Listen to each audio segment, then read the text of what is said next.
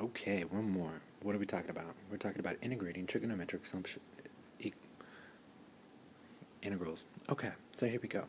We look at this one and we're curious. We don't have a u du, so what do we want to do? Let's go and let's do parts. Bam.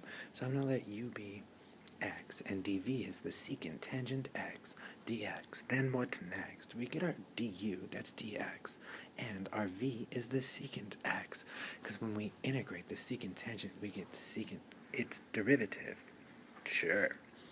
So now we're using by parts. My u dv, that's uv minus the integral v du, and I put all my pieces in place.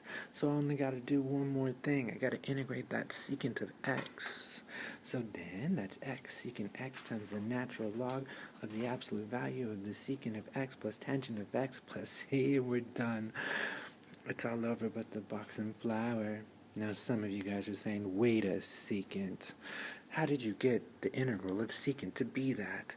That's this. So if I'm looking at the integral of secant, I can multiply top and bottom by secant plus tangent, essentially not changing anything, because we're multiplying by 1.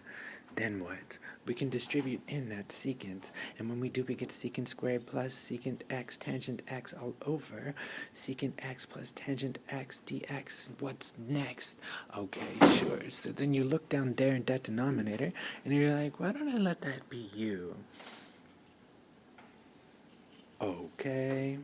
Then du, oh look, how cute. That's the numerator. Sure. So what do I have? I now have an integral that's du over u. Well, naturally, that's the natural log. And all we got to do next is back sub. And that's how we got the integral for secant.